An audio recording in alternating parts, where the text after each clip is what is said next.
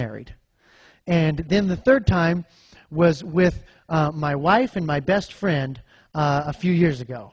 And I'd like to one day when my son's old enough, or maybe a few sons are old enough, to take them up there, because it's an experience that I want to go through with them, that firing experience. You know, it's hard. And there's a special bond from people who've come together and overcome in a situation like that. And I see that bond being forged by all these people in this room, because we've got a mountain. And there's times when you're on a wind-blown, knife-edge ridge, and you know that there's a really good chance that not everybody in your expedition is going to live. And they need somebody to pull them together and seize the day and say, we can make it. And we can do it, and we can try, and let's press on, and let's be victorious. And you can just gripe and be defeated and characterized by the horrible situation that's around you, or you can be what that horrible situation calls for. That's in our nature as human beings. And that's what we need to do. You know, it's like when you're sailing out, you know, another time when I felt this feeling is when, you know, I'm out sailing on my sailboat. And I remember I got way far out from shore. You know, there's about a 3-day jaunt where there's, you know, rocky cliffs and there's no place to hide. And you got to go down there for 3 days and hope for good weather.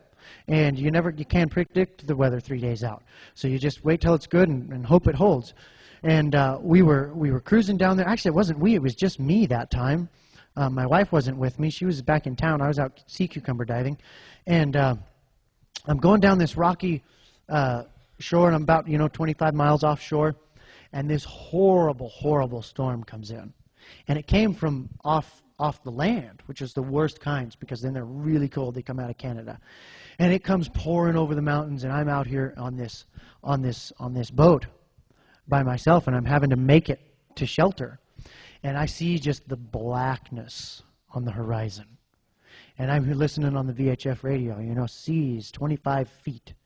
You know, shoot, my boat's only 35 feet, you know, small craft advisory, you know, and then the wind gets really tight, and those waves get stuck really close together. That's when they're dangerous.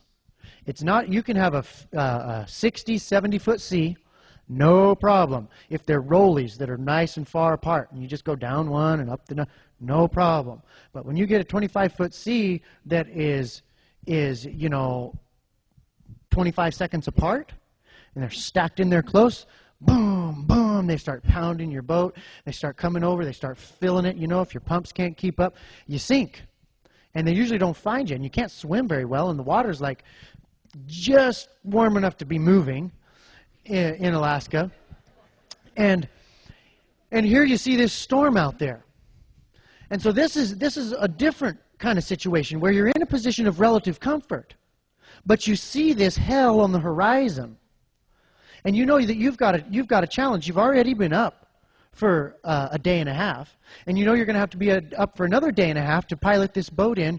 And if it gets worse, it might drag on further, and you're going to have to go with no sleep. You're not going to be able to leave the tiller to eat or drink much. You might be able to lash it down just for a minute, enough to go get some water and a cracker or something.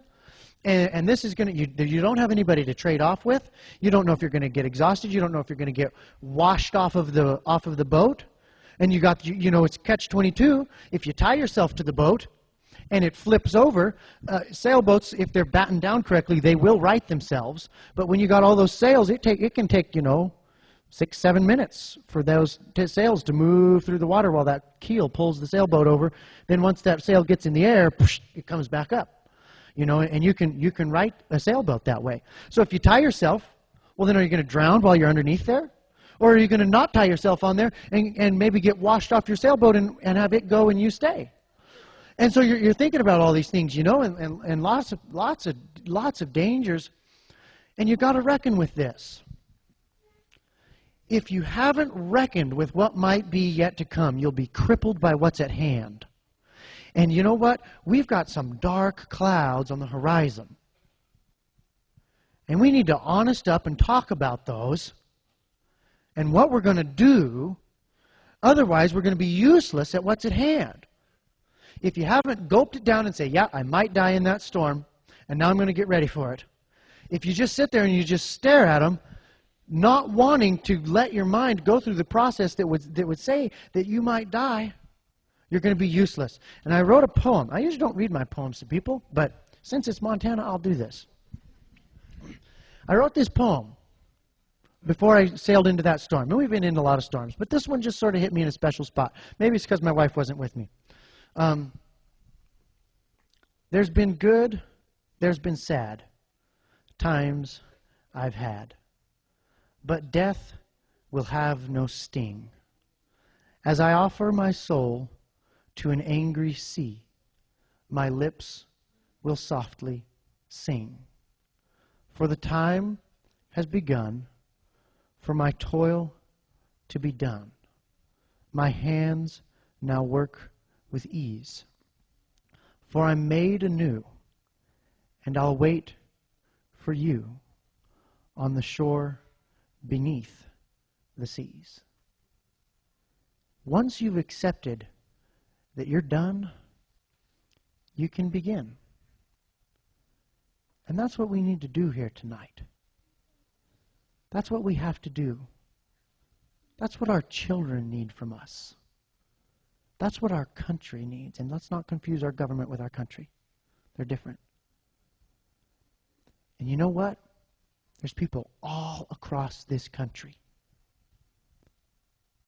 that are rising to the occasion, that are meeting the challenge. And there's going to be a bright page on history. Now I want to talk about how we've done that in Fairbanks. So it's not just an idea. All right? How many of you know who Sun Tzu is? I don't either. I just know his name. But he wrote some really good stuff about war. Sun Tzu wrote The Art of War. You know what the 13th rule of war is? Get your enemy to do useless things. They're using that one on us. All right? And we need to recognize it. How many of you can guess what the first rule of war is? Declare war. Seems elementary, but it's really true. If you haven't identified who your enemy is, you will never defeat them. And we need to identify who our enemy is.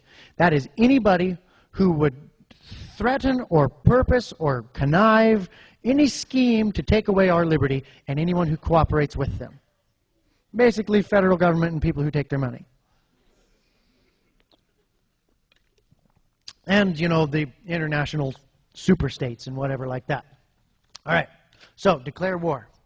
Now, let me tell you, once there was a cultural shift in tide in Fairbanks to accept this challenge, here's how we did it.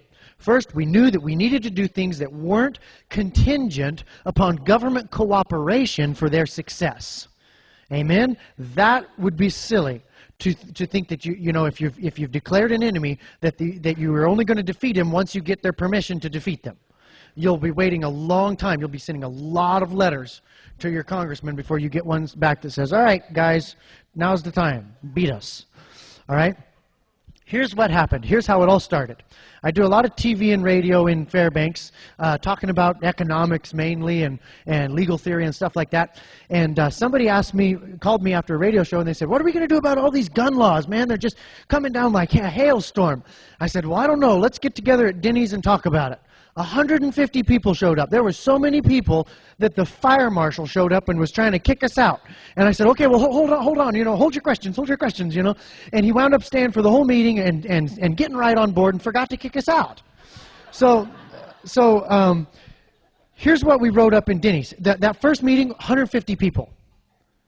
The next meeting, 750 people. The next one is about 1,600. Next one, 5,000. Just blah, blah, blah, blah, blah, blah. Went up. Now we got to rent the Carlson Sports Arena, big football stadium, to hold these meetings in. We had Rick Jor come up and speak for us at one of them. We wrote this declaration, all right? This isn't a petition. A petition is asking somebody to do something for you. And you know what? I'm kind of sick of asking other people to do stuff for me. I'm going to tell some people what I'm going to do. You know, the first thing they teach you when you go to counseling is the only person you can change is yourself.